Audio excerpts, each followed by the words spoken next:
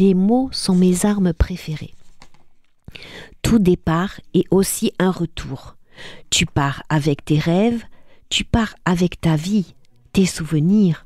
Comme un dromadaire au pas lent, tu portes tes bagages sur le dos, à bout de bras, d'escale en escale, jusqu'au retour. Ton premier départ en pays étranger. Tu marches dans les ruelles de ta ville, où rares sont les arbres aux grands rêves, qui résistent encore aux intempéries. Les feuillages, par temps brumeux, sont couverts de parapluies.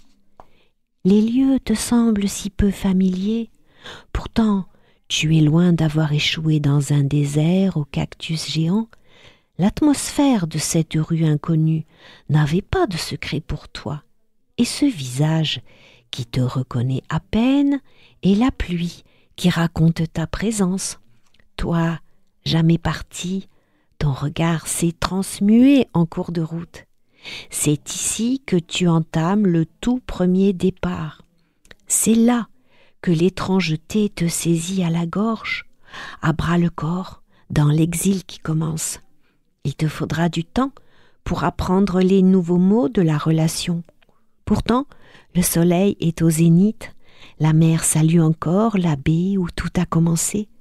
Mais ne t'y trompe pas. Les regards obliques des voisins te racontent que ce pays est loin d'être le tien. Te voilà de retour, plus étrangère que jamais. Ce pays et l'air qu'on y respire depuis ton départ ont connu 1000 révolutions qu'accompagnent des chaises musicales. Ce sont les arbres qui épillent tes pas. Pourtant, tu n'as pas d'autre pays que celui où la parole est venue jusqu'à toi pour saluer la naissance d'une étoile. Tu ne sais quand un égo florissant prendra la mouche, lorsqu'un mot savant, comme sève de palmier, jaillira de ta bouche. Ta peau, comme un tronc d'arbre, couvert de 1000 éraflures, te protège encore des intempéries. As-tu besoin d'un parapluie? Il se peut que ton cœur habite la paille de la tourmente, ton cœur qui peine à emprunter la voie du retour chez soi. Ici reste allumé le charbon de bois dans l'étau des poitrines, protégé par l'immense silence du non-dit par tant de paix. Le feu qui mine les regards te prend à la gorge chaque fois que tu franchis le pas de la porte, et l'armatan, comme un mauvais souvenir, souffle sur les braises. Parmi les cendres si fragiles, la faute, non pas au temps qu'il fait, la faute aux humains qui croient avoir raison sur la ligne de conduite, d'où ils ne dévient pas d'un iota. C'est une histoire sans fin qui fait des ravages autour de toi en toi, qui ne sait pas éteindre les feux brûlants qui minent les corps.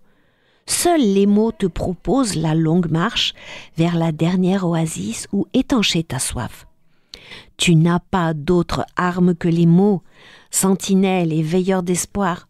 Souviens-toi de ton premier retour, ton pays ravagé par la peur, l'amertume, les larmes d'incertitude, ton horizon, la source qui appelle la vie, la résilience, la vie qui se relève, se tient debout, malgré les horreurs qui peuplent tes souvenirs. La vie, l'espoir et rien d'autre, l'essentiel de ton chant. Je n'ai pas d'autre arme entre les mains, illustre inconnu, que je n'ai pas appris à connaître. Je n'ai pas d'autre arme à portée de main, à l'heure où pullulent les armes dans un monde saturé d'impasses. Les mots sont mes armes préférées, mots qui font la fête sur la parcelle où je veille, au large de ma tête sentinelle, qui déborde et déborde de joie, submergée de silence, au seuil des mots à venir. Il se fait tard, et le temps a oublié de rapprocher nos paysages. En perte de bonheur, la parole s'est éloignée de nos frontières. Il se fait tard, et je ne t'ai pas rencontré. Je n'ai pas d'autre arme à portée de main.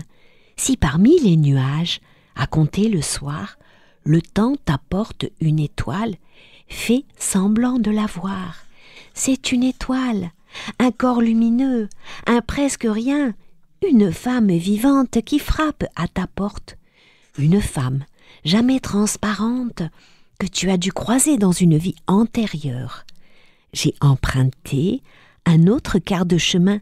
C'est ici que dorment les miens dans leur demeure éternelle, devant la maison où résonnent encore leurs paroles qui défient le temps. Un manguier cinquantenaire préserve les trésors de ma mémoire. Ici, je reconnais le moindre parfum, le moindre gazouillis d'oiseaux quand le soleil est au zénith, et la petite musique qui m'ouvre l'esprit, comme eau de source à laquelle je m'abreuve quand s'annoncent les tempêtes et les grands changements climatiques. Ce temps intérieur est le mien, on y rencontre de petites musiques, tissées fil à fil, comme un pagne de coton fait main. Chaque plante, chaque fibre y trouve sa place, chaque insecte y apporte son chant, et les tisserands à midi, le souffle du beau temps, ce temps noue et à mes tripes, rassemble l'essentiel de mes bagages. Je pose le pas sur d'autres terres en emportant avec moi celle qui ne me quitte pas.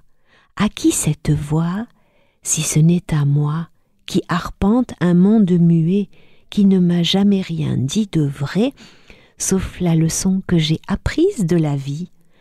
Partager les maux et les joies de ceux qui n'auraient pas de voix. Je n'ai pas la chance d'être un porte-voix. Il aurait fallu que ma voix porte si loin, du soleil levant jusqu'aux ombres crépusculaires, couchées sur le rebord de la nuit à venir.